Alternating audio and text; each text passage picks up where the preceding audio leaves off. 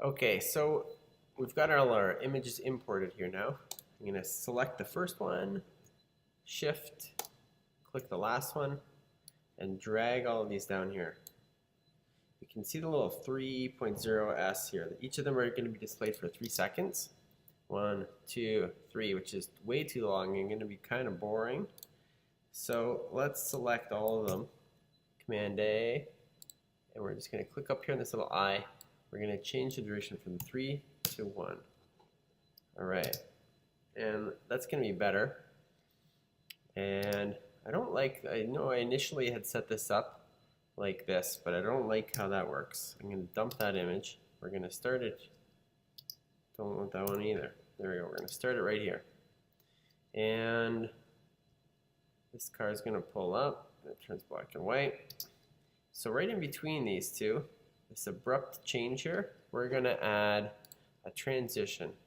This little cross dissolve, one of my favorite transitions.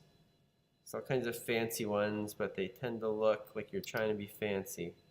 And this one works really well at this kind of trick, really. Makes it look like it's slowly changing into a black and white image. And because all the rest of the background is identical, it looks like only the car is being affected, but really it's just fading into a completely separate image. But we can't really tell. So that's kind of cool. And then it drives away. I'm going to do a couple other things here. If we watch this, this is actually, let's talk about this. This is, you notice this is at 0.5 seconds now, and so is this one, because of our transition takes up time. Okay, our transition can't be longer than the length of our shots on either side, if that makes sense. So if we wanted to make our transition 3 or 4 seconds, we would have to change the duration of each of these images in order for that to work. Okay, so sometimes that can be problematic where you're trying to change the length of a duration and it won't let you. And it's usually because the images on either side are not long enough. There's something else going on here.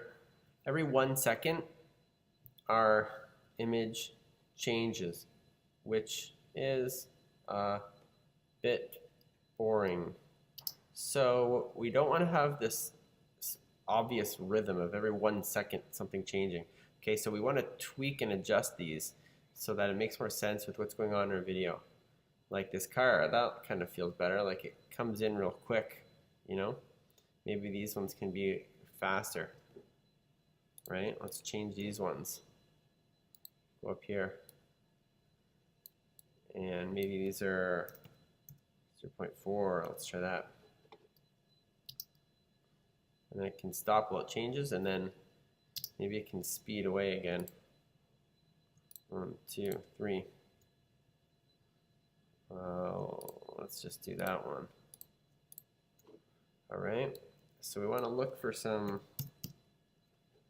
opportunities to do some things like that. And this, we created this in Photoshop, partly to show you how we could do that, but we can use our same little trick that we used last time with this idea, right? And we just need our initial image. Don't need. We need this image. Don't need this one. Don't need that one. And then without, so she's there. This is here, and then she's gone, right? And in between, we put our cross dissolves, and it's going to look way better, I think. And she's gone. And now this flower falls down, and that gets beamed out as well.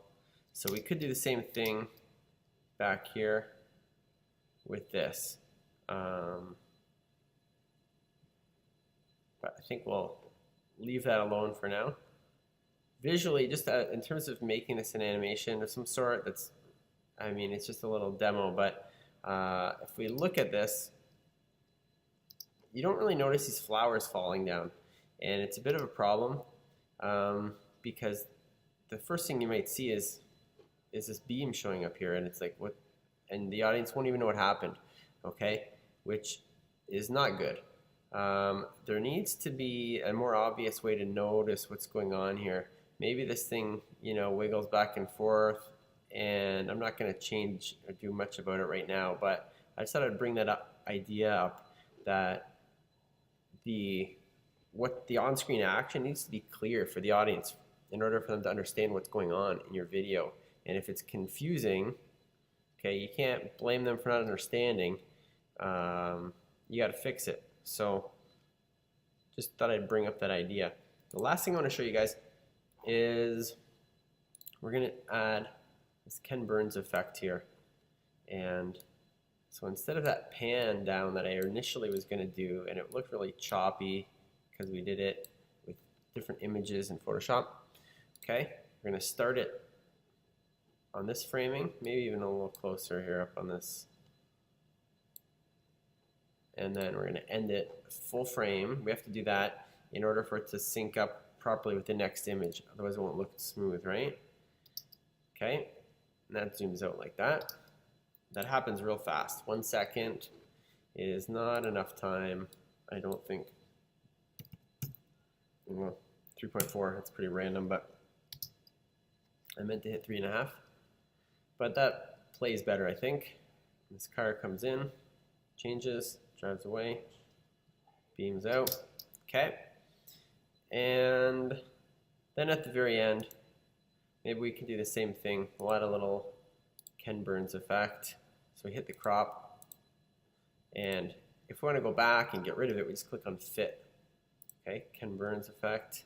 This one we're going to start on our full frame, and we're going to end with a close-up of this lady here as she's our sole survivor. And let's see what that looks like. And that's a little fast, but you know what? It's kind of a dramatic ending when everybody's beamed away. Maybe we want to keep it like that. Last thing I want to do is add some sort of sound effect of some sort here. And we can just drag something in here. I'm going to click this. And let's do that.